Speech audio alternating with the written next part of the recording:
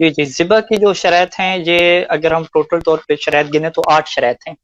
یعنی عام طور پہ جب ہم درس میں بیان کرتے ہیں 8 شرائط، تو وہ کہتے ہیں بھی 8 شرائط ہم کیسے یاد کریں گے، یہ تو بہت مشکل ہے. لیکن یہ بڑی ہی فطری اور بڑی ترتیب سے کیا 8 شرائط چلتی ہیں.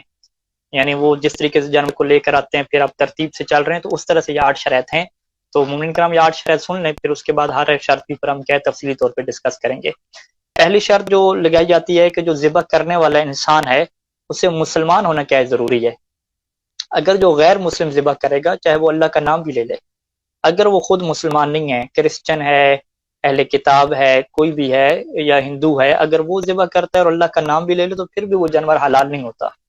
ذبح کرنے والی کی پہلی شرط کیا ہے کہ مسلمان ہونا چاہیے. اس کا مومن ہونا یعنی شیعہ اثنا عشری ہونا ضروری نہیں ہے. اگر وہ مسلمان ہے تو یہ بات کافی ہے. لیکن جو ناسبی ہے، جو اہل بیت علیہ السلام کے خلاف جو ہے بغض کا اظہار کرتا ہے، ان کو برا بلا کہتا ہے، تو وہ چونکہ کافر ہے ہمارے ہاں، تو ناسبی کی جو قربانی ہے وہ درست نہیں ہے، یعنی وہ حلال نہیں ہوگی. مسلمان ہونا کیا ہے، یہ ضروری ہے. یہ چیز کیا ہوتی ہے، پہلی شرط ہوتی ہے. اس شرط کی اگر ہم تھوڑی سی تفصیل میں جائیں کہ اس میں کسی فقیر نے یہ نہیں لکھا کہ بالغ ہونا بھی کیا ضروری ہے. یعنی جو بندہ ذبح کر رہا ہے اس کے اندر بلوغت شرط نہیں ہے کہ وہ 15 سال کا 14 سال کا لڑکا ہو، بلوغت بھی شرط نہیں ہے، بلکہ شرط کیا ہے کہ وہ سمجھدار ہو اور تمام شرائط کے مطابق ذبح کر سکتا ہو. تو اگرچہ وہ غیر بالغ ہے، اس کی کیا قربانی ہو جائے گی. یہ نجف اشرف میں ہم نے دیکھا ہے کچھ دکانوں پہ جو چکن کی اور مرغیوں کی دکانیں ہوتی ہیں، وہاں پہ تقریباً 15 سال سے چھوٹے لڑکے ہیں، 8-10 سال کے لڑکے کھڑے ہوتے ہیں، کام کر رہے ہوتے ہیں، اور وہ لوگ کیا کرتے ہیں، ذبح کرتے ہیں. تو ایک دفعہ جو ہے میں گیا تو وہ اس کا باپ موجود نہیں تھا دکان پہ، وہ لڑکا موجود تھا، تقریباً اس کی عمر ہوگی شاید 8 سال ہوگی. تو وہ مجھے کہتا ہے کہ بھئی میں بالغ ہوں، اس لیے آپ مجھ سے خریدیں، میں ذبح کر سکتا ہوں. اس میں نے کہ بالغ کی شرط نہیں ہے ہماری فقہ میں. اگر آپ بالغ نہ بھی ہیں، ٹھیک ہے، آپ بالغ نہیں ہیں، یقیناً نہیں ہے، ویسے جھوٹ بولنے کی کیا ضرورت ہے. اگر آپ بالغ نہیں بھی ہیں تو پھر بھی آپ ذبح کریں گے تو آپ کا ذبح ٹھیک ہے، کیونکہ ذابح جو ذبح کرنے والا ہے اس کی بلوغت شرط نہیں ہوتی کہ وہ بالغ ہوگا تبھی اس کا کیا ذبح شدہ حلال ہوگا. میں نے کہ بے شک آپ بالغ نہیں ہیں، لیکن اگر آپ صحیح طریقے سے ذبح کرتے ہیں، میرے سامنے ذبح کریں. اس نے صحیح طریقے سے ذبح کیا، تمام جو شرعی شرائط ہیں اس کے مطابق ذبح کیا. اگر وہ شرعی شرائط کے مطابق ذبح کر رہے ہیں تو اس کا ذبیحہ آپ کھا سکتے ہیں، اس میں کیا کوئی ایشو نہیں ہے.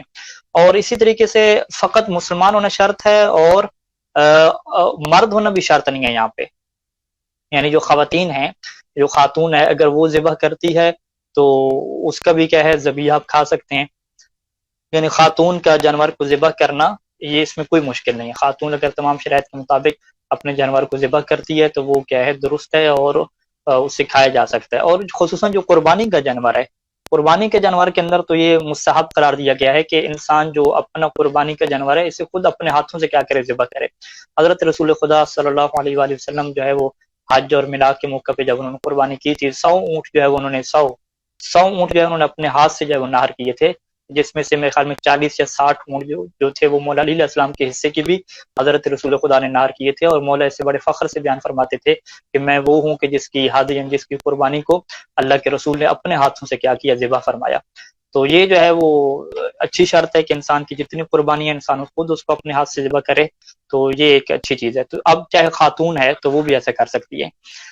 اس کے علاوہ جو ہے وہ جو ذبح کرنے والا ہے، کیا وہ وضو کی حالت میں ہو، حیض نفاس سے وہ پاک ہو، یا اسی طریقے سے وہ کیا ہے، فاسق انسان نہ ہو، شرابی انسان نہ ہو. یہ شرائط ضروری نہیں ہے. ایک فاسق انسان ہے، یا ایون جو ہے وہ ولد الزنا آپ لے لیں، ولد الزنا اگر کوئی ہے فرض کریں تو وہ بھی کیا ذبح کر سکتا ہے، اس میں کیا کوئی مشکل نہیں ہے. یہ جو ہے پہلی شرط ہے. دوسری شرط کی طرف ہم چلتے ہیں. دوسری شرط جو اہم ہے کہ جو ذبح کریں گے وہ لوہے کی چھری کے ساتھ ہو. ٹھیک ہے، یہ بڑی شرط اہم ہے، اور یہ ہر اس بندے کے لیے ہے کہ جس کے پاس لوہے کی چھری کا ملنا ممکن ہو. جسے لوہے کی چھری کا ملنا ممکن ہے وہ کسی اور چھری سے کیا ذبح نہیں کر سکتا. اور میں مومن اکرام آپ کی خدمت میں عرض کروں کہ اس بارے میں مکمل روایات ہیں ہمارے پاس کہ حدید کی جو ہے وہ اہل بیت علیہ السلام نے شرط لگائی ہے. حدید کے علاوہ اس زمانے میں جو دیگر آلات سے، اور یہ جو سرکنڈا ہوتا ہے، بڑی تیز جو ہے وہ سرکنڈا ہوتا ہے، اس سے بنا کے ایک کاٹنے والی چیز بناتے تھے، یا جو ہے وہ پتھر جو ہوتے تھے، یا جو ہاتھی کے دانت ہو گئے، ان سے جو کاٹنے والے تیزدار آلے بنائے جاتے تھے. اہل بیت علیہ السلام نے ان سب چیزوں سے منع فرمایا تھا کہ ان کے ذریعے سے تم لوگوں نے ذبح نہیں کرنا. ذبح کرنا ہے تو لوہے کی جو چھری ہے، خالص جو لوہا، اس سے کیا کرنا ہے، ذبح کرنا ہے. اب یہاں پہ جو ہمارے ہاں بحث یہ آتی ہے کہ ہمارے ہاں جو گھروں میں چھریاں ہیں اور عام طور پہ جو چل رہا ہے وہ اسٹیل کی کیا چھری چل رہی ہے. اسٹیل بنیادی طور پہ ہے کیا؟ اسٹیل جو ہے وہ دو دھاتوں سے مل کر کے بنایا گیا ہے، ایک اس کے اندر لوہا بھی شامل ہے، اور لوہے کے ساتھ ساتھ دوسری چیز اس کے اندر کیا شامل ہے، ایک میٹیریل اور ایک دھات ہے کہ جسے کروم، عربی میں کروم کہتے ہیں، یعنی کروم اور جو لوہا ہے اس کا مکسچر کر کے جو چیز بنائی گئی ہے اسے ہم کیا کہتے ہیں، اسٹیل کہتے ہیں۔ یعنی اسٹیل، اگر آپ سے کوئی پوچھے کہ اسٹیل کیا ہے، آپ کہیں گے کہ اسٹیل میں لوہا ہے لیکن فقط خالص لوہا نہیں ہے، لوہے کے علاوہ اور جو اس کے اندر دھات ہے کروم کی وہ بھی اس کے اندر موجود ہے۔ تو اب یہاں پہ یہ سوال آتا ہے کہ جب اہل بیت علیہ السلام نے یہ شرط لگا دی کہ لوہے کی چھری سے ذبح کرنا ہے، تو کیا اس سے یہ مراد ہے کہ وہ خالص لوہا ہونا چاہیے، اس کے ساتھ کوئی اور میٹیریل مکس ہی نہ ہو، یا اس کا یہ مطلب ہے کہ بس لوہا تھوڑا بہت ہو جائے تو یہ کافی ہے؟ یہاں پر صحیح سے ثانی دامت ذل علی احتیاط واجب لگاتے ہیں کہ احتیاط واجب کے طور پہ جو اسٹیل کی چھری ہے اس سے بھی کیا آپ لوگ ذبح نہیں کر سکتے۔ تو یہ دوسری شرط ہوگی کہ لوہے کی چھری کا ہونا کیا ہے، ضروری ہے۔ اب دیکھیں، اب ترتیب سے ہم چل رہے ہیں کہ پہلے نمبر پہ ہم نے کیا رکھا کہ ذبح کرنے والا مسلمان ہو۔ اب وہ جو ذبح کر رہا ہے، جس آلے سے ذبح کر رہا ہے اس آلے کا چھری اس کا لوہے والا ہونا کیا ضروری ہے، یہ دو شرطیں ہوں گی۔ تیسری جو شرط ہے کہ اب وہ ارادہ اور قصد بھی رکھتا ہو، کہ وہ نیت رکھتا ہو، قصد اس کا یہ ہو کہ میں ذبح کر رہا ہوں۔ اگر فرض کریں اس کا ارادہ اور قصد جانور کو ذبح کرنا ہے ہی نہیں، وہ ایسے کھیل رہا ہے، ٹھیک ہے، ایسے چھری وغیرہ گھما رہا ہے یا نیچے مار رہا ہے، اور وہ اچانک کیا بکرا آ جاتا ہے نیچے اور وہ ذبح ہو جاتا ہے، اس کا قصد اور ارادہ نہیں تھا بکرے پہ ذبح کرنے کا۔ یہ بغیر قصد اور ارادے کے جو بکرا ذبح ہو جاتا ہے کہ اس کا مقصد کیا تھا، کوئی چیز کاٹنا تھا، کوئی اور چیز کاٹنا تھا، اور اچانک وہ چھری کیا مرغی کی گردن پہ چل گئی، تو اس سے جو ہے وہ جانور کیا حلال نہیں ہوگا۔ اور حضرت ابراہیم علیہ السلام کے واقعے میں ہمیں یہی ملتا ہے کہ باقاعدہ جو دمبا آیا، پھر حضرت ابراہیم علیہ السلام کو کہا گیا کہ آپ اس دمبے کو کیا کریں، ذبح کریں، اور انہوں نے اپنے قصد اور ارادے سے دمبے کو ذبح کیا۔ تبھی تو وہ آخری جو ہے وہ عمر تک یہ پریشان جو تھے اس وقت تک، جب تک اللہ کی وحی نہیں آ گئی کہ کاش جو ہے وہ مجھے بکرے کے اس دمبے کے ذبح کرنے کا مجھے حکم نہ دیا جاتا، میرے لیے وہی حکم باقی رکھا جاتا اور میں یوں اللہ کی اطاعت میں کیا بلند ترین درجے پر پہنچ جاتا۔ تو پھر وہ جو ایک تفصیلی روایت ہے جسے ہم شروع میں بیان کر چکے ہیں کہ امام حسین علیہ السلام کے اوپر جو گریہ کی روایت ہے وہ ذبح عظیم کے ضمن میں ہم نے کیا بیان کی تھی۔ تو یعنی کہنے کا مقصد کیا ہے کہ جو تیسری اہم شرط ہے کہ جو ذبح کرنے والا ہے وہ کیا رکھتا ہو، قصد اور ارادہ رکھتا ہو، اپنے ارادے سے اور باقاعدہ اس کا پلان ہو کہ میں ذبح کر رہا ہوں، یہ ہونا کیا اس کے اندر ضروری ہے۔ تین شرطیں ہوگی۔ چوتھی جو شرط ہے کہ جو ذبیحہ ہے جس جانور کو ذبح کر رہے ہیں اس کا روح قبلہ کیا ہونا ضروری ہے، قبلہ رخ اس کا ہونا ضروری ہے۔ اب ہمارے ہاں جو جانور ہیں لٹا کے ذبح کیے جاتے ہیں، یعنی اگر کھڑا کر کے ذبح کریں تو اس کا چہرہ قبلہ کی طرف ہے تو پھر ایشو نہیں ہے، جس طرح اونٹ میں ہے، اونٹ کو جب نہر کرتے ہیں تو اسے کھڑا کر کے نہر کرنا یہ مستحب کہا گیا کہ کھڑا کر کے اس کا جو لبہ ہوتا ہے گردن کے نیچے، اس کے نیچے کیا ہے برچھی وغیرہ مار لیں اللہ کا نام لے کر تو وہ نہر ہو جائے گا۔ لیکن جو جانوروں کو لٹا کے جو ذبح کیا جاتا ہے اس میں پھر اہم یہ ہے کہ ایک تو ان کا جو پیٹ ہے، پیٹ کا قبلہ رخ ہونا ضروری ہے، اور پیٹ کے ساتھ ساتھ جو گردن کا وہ حصہ کہ جسے عربی میں منحر کہتے ہیں، منحر گردن کا وہ حصہ ہوتا ہے کہ جس کے اوپر چھری چلانی ہوتی ہے، اس منحر کا قبلہ رخ ہونا بھی کیا ہے، یہ اہم ہے اور یہ واجب ہے، ضروری ہے۔ اور میں مومن کی خدمت میں یہ گزارش کروں کہ آپ عام طور پر اگر دکانوں وغیرہ پہ جائیں تو وہ لوگ جو ہے وہ پیٹ تو چلیں کر دیں گے قبلہ کی طرف، خصوصاً جو چھوٹے مرغی وغیرہ پرندے میں یہاں پہ ایشو آتا ہے کہ پیٹ جو ہے وہ قبلہ کی طرف ہوگا، لیکن جو اس کی گردن ہے وہ پکڑ کے اوپر کر لیں گے اور اس طرح جو ہے وہ انگلی میں پھنسا کے اوپر کر لیں گے اور اوپر سے کیا ذبح کریں گے۔ یعنی وہ کیا مطلب ہوا کہ وہ جو کیا نام مرغی تھی اس کی گردن کیا اوپر کی طرف رکھتی یا وہ ایک سائڈ کی طرف کرتی، وہ قبلہ رخ نہیں تھی، یعنی وہ حصہ جس پہ چھری پھیرنی تھی وہ قبلہ کی طرف تھی ہی نہیں۔ یا بڑے جانوروں میں کیا ایشو آتا ہے کہ اس کا جو سر ہے وہ گما کے اوپر کر لیتے ہیں، کسائی کے سامنے آ جاتا ہے، وہ سامنے سے اوپر سے چھری پھیرتا ہے، اس کے لیے آسان ہوتا ہے، کیونکہ اگر وہ منہر کے اوپر چھری پھیرے گا کہ وہ حصہ جو ہے کعبہ کی طرف ہے اس کے اوپر چھری پھیرے گا تو وہ نیچے زمین سے ٹکرا جائے گی۔ اسی وجہ سے جو متدین اور کیا نام ہے دین کی شروط کی رعایت کرنے والے قصائی ہیں وہ عام طور پہ کیا کرتے ہیں کہ نیچے گڑھا کھودتے ہیں، گڑھا کھود کے جانور کو لٹاتے ہیں، اس کی گردن اس کے اوپر آتی ہے کہ پھر جب وہ چھری چلاتے ہیں اس منہر کے اوپر تو وہ چھری نیچے کیا ہے آدھا حصہ گڑھے کے نیچے جاتا ہے اور آدھا اوپر آتا ہے، یا جو اینٹ ہوتی ہے اینٹ کیا اس کی گردن نیچے رکھ دیتے ہیں تاکہ ایک سپیس اور ایک فاصلہ بن جائے زمین سے اس کی گردن کا، تاکہ چھری جب یوں کر کے چلائیے تو وہ آسان ہوگا۔ تو یہ جو ہے وہ اصل احتیاط ہے کہ جس میں آپ جو گردن کا اگلا حصہ ہے جس کے اوپر چھری پھیر رہے ہیں وہ کعبہ کی طرف آپ رکھ رہے ہیں۔ لیکن ہو کیا رہا ہے عام طور پہ کہ کچھ لوگ گڑھا بھی نہیں کھودتے، نیچے کیا اینٹ بھی نہیں رکھی، اور پھر چھری یوں چلانا ان کے لیے چونکہ مشکل ہو جائے گا کیونکہ وہ خود بھی قبلہ رخ بیٹھتے ہیں، حالانکہ جو قصائی کے لیے قبلہ رخ بیٹھنا واجب نہیں ہے، لیکن وہ خود بھی قبلہ رخ بیٹھتے ہیں، پھر چھری یوں چلانا چونکہ مشکل ہے تو وہ یوں کر کے سیدھی چلاتے ہیں۔ اب جب انہوں نے سیدھی چلانی ہے تو وہ کیا کرتے ہیں، جانور کا جو سر ہے اسے تھوڑا سا موڑ کے اوپر کر لیتے ہیں۔ اوپر کر لیتے ہیں کیا مطلب، وہ حصہ جو جس کے اوپر چھری پھرنی تھی وہ کعبہ کی طرف نہیں گیا، وہ اوپر ہو گیا۔ جب وہ اوپر ہو گیا، اوپر سے پھیر رہے ہیں تو یہ غلط طریقہ ہے، اس کے مطابق قبلہ رخ انہوں نے کیا کیے نہیں ہے۔ لہٰذا یہ چیز اہم ہے کہ قبلہ رخ ہونے کا مطلب کیا ہے۔ قبلہ رخ ہونے کا یہ مطلب ہے کہ جانور کی گردن کا وہ حصہ کہ جس پہ چھری چلانی ہے وہ حصہ کعبہ کی طرف ہو۔ جب کعبہ کی طرف ہے تو آپ یوں کر کے چھری چلائیں گے، نہ کہ آپ کیا سیدھا رکھ کے چھری چلائیں گے۔ اور گردن کے ساتھ ساتھ یہ بھی دیکھنا ہے کہ اس کا پیٹ کیا گھوم نہ جائے، کہ کعبہ فقط گردن کعبہ کی طرف کی اور اس کا پیٹ جو ہے وہ گھوم گیا، وہ کعبہ سے اور دائیں طرف چلا گیا، اس طرح نہیں ہے۔ پیٹ اور جو گردن ہے یہ دونوں ایک ہی ٹائم پہ جو ہے وہ کعبہ کی طرف کیا ہونے چاہیے۔ تو یہ وہ 4 شرطیں ہوں گی، اور 4 کے علاوہ جو 5ویں شرط آتی ہے ہمارے پاس کہ جب آپ ذبح کریں تو پھر اللہ کا نام لینا کیا ضروری ہے۔ اب یہاں پہ کچھ فقہا کے مطابق پورا جملہ ہونا چاہیے اللہ اکبر یا بسم اللہ، لیکن صحیح سیسانی فرماتے ہیں کہ فقط اللہ کا نام، فقط لفظ اللہ بھی بول دے تو یہ بھی کیا کافی ہے۔ اور اس کے بعد جو 6 نمبر پہ آتی ہے کہ جو اہم چیز ہے کہ جو جانور کے جو 4 رگیں ہیں، 4 چیزیں ہیں جس سے جو ہے وہ کیا کہتے ہیں، ایک جو سانس کی نالی ہے، ایک خوراک کی نالی ہے، اور 2 اس کے پاس کیا ہیں، ایک بڑی موٹی رگیں ہیں، ان کا کٹنا کیا ضروری ہے۔ اور ان کے کٹنے کے ضروری ہونے کے مطلب یہ ہے کہ اگر کوئی 4 رگوں کو پورا نہیں کاٹتا، 2-3 کو کاٹتا ہے یا ایک رگ کو پورا نہیں کاٹا، آدھا کاٹ کے چھوڑ دیا، پورا کاٹے نہیں ہے، فقط اس کے درمیان کیا ہے شک کیا، تو یہ کیا کافی نہیں ہے، وہ اس کو حلال نہیں سمجھا جائے گا۔ 4 رگوں کا مکمل کٹنا کیا ضروری ہے۔ اب یہاں پہ ایک اور چیز فقہ کے اندر ایک اہم مسئلہ آتا ہے کہ جب آپ 4 رگیں کاٹنے جا رہے ہیں تو یہ 4 رگیں کب کٹیں گی۔ تو یہاں پہ منہاج الصالحین میں سید سیستانی نے اور دیگر فقہا نے اس بات کو لکھا کہ عام طور پہ جو ماہرین کا یہ سمجھنا ہے کہ یہ جو گردن کے اوپر ایک گرہ ہوتی ہے، جسے عربی میں جوزہ کہتے ہیں، ایک گرہ کہیں گے یا آپ کیا جو بھی اس کا نام دیتے ہیں، ابری ہوئی جگہ ہوتی ہے، یعنی ایک جانور ہے تو ابری ہوئی ایک گلٹی ہے، اس کی گرہ ہے۔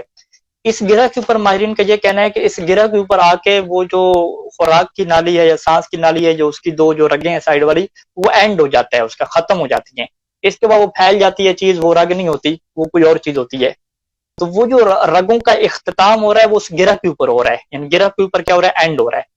اب اگر کوئی اس گرہ کو کاٹے گا یا گرہ کے اوپر سے کاٹے گا تو اس سے واضح ہو جائے گا کہ 4 رگیں پوری نہیں کٹی۔ جب 4 رگیں پوری نہیں کٹی بلکہ رگیں تو وہاں پہ ختم ہو گئی تھی، اوپر سے آپ نے چھری پھیر دی، لہٰذا وہ جانور کیا حلال نہیں ہوگا۔ جانور حلال کب ہوگا کہ جب اس گرہ کے نیچے سے کیا چلائیں گے، چھری چلائیں گے۔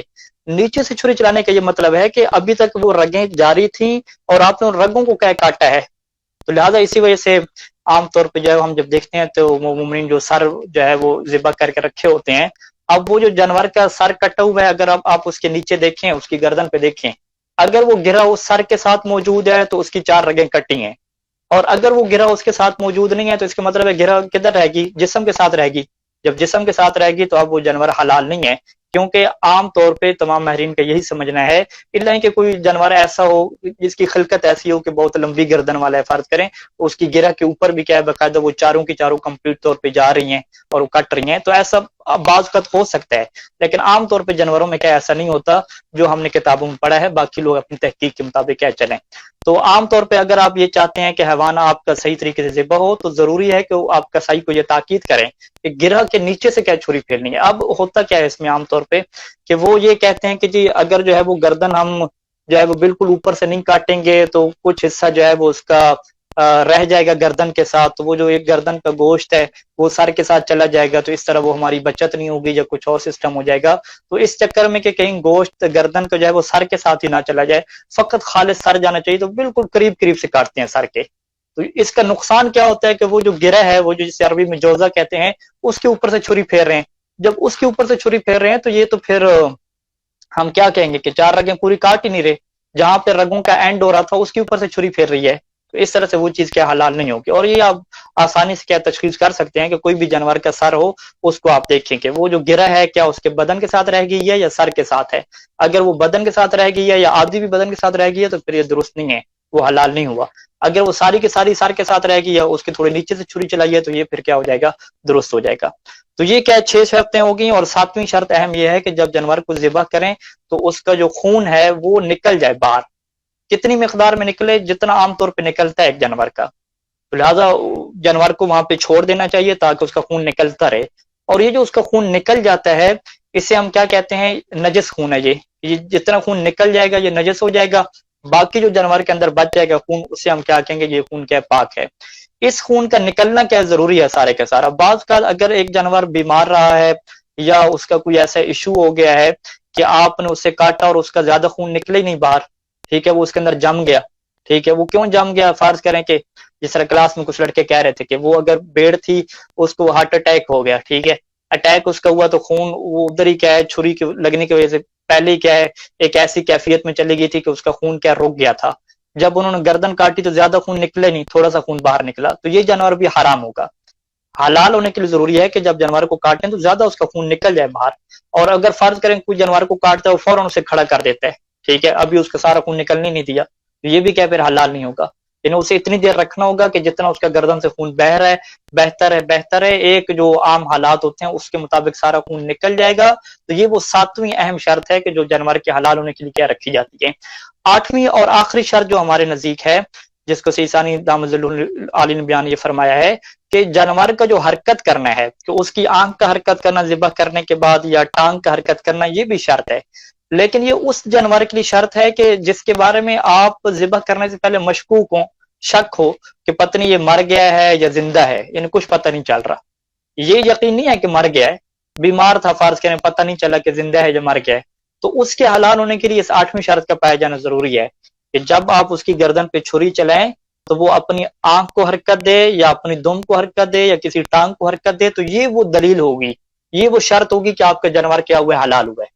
لیکن اگر اس نے کوئی حرکت نہیں کی, کوئی آنکھوں میں اس کی حرکت نہیں ہے, کوئی دم کی حرکت نہیں ہے, کوئی اس نے جو ہے وہ ٹانگ کو حرکت نہیں دی, تو اس صورت میں وہ جانور آپ کا حرام ہو جائے گا. لیکن یہ شرط خاص ہے اس جانور کے ساتھ کہ جس کے بارے میں پہلے سے شک ہو کہ ہو سکتا ہے مر گیا یا زندہ ہے. لیکن جس جانور کے بارے میں آپ کو پہلے یقین ہے کہ یہ زندہ ہے, تو اس کو اگر آپ ذبح کریں تو بے شک وہ صحیح طریقے سے حرکت نہ بھی کرے, بالکل جو ہے وہ جس طرح ہم نے دیکھا ہے کہ کچھ بیڑ جو ہوتی ہے, دمبا ہوتا ہے, یہ پہلے سے بیچاری ڈری ہوئی ہوتی ہے. جب آپ اس کو ذبح کرتے ہیں تو بعض کا ایسا ہوتا ہے کہ آواز تک بھی نہیں نکالتی, وہ نہ آواز نکالا, نہ ٹانگ کو حرکت دی, نہ جسم کو حرکت دی, کچھ بھی نہیں ہوا. اب وہ سارے خاموش, ادھر ایک طرح ایک واقعہ ہوا تھا, سارے کہہ رہے تھے کہ مولانا صاحب کیا کریں, اس نے تو حرکت ہی نہیں کی. تو ہم نے کہا کہ جب آپ اسے ذبح کرنے لائے تھے تو یہ زندہ تھی یا مردہ تھی؟ کہتے ہیں زندہ تھی. بالکل, جب زندہ تھی تو اب یہ شرط وہاں پہ نہیں ہے. یہ شرط کس جانور کے لیے ہے کہ جس کے بارے میں آپ کو کنفیوز ہوں, شروع سے مشکوک ہوں کہ پتہ نہیں زندہ ہے یا مر گئی ہے, اس کے بارے میں یہ شرط ہے کہ وہ حرکت کرے. لیکن جو جانور زندہ ہیں اس کے بارے میں یہ حرکت کی کیا شرط ہمارے یہاں موجود نہیں ہے. تو جی شہباز صاحب, یہ 8 شرطیں میں نے بڑی سپیڈ کے ساتھ آپ کو سنا دیں.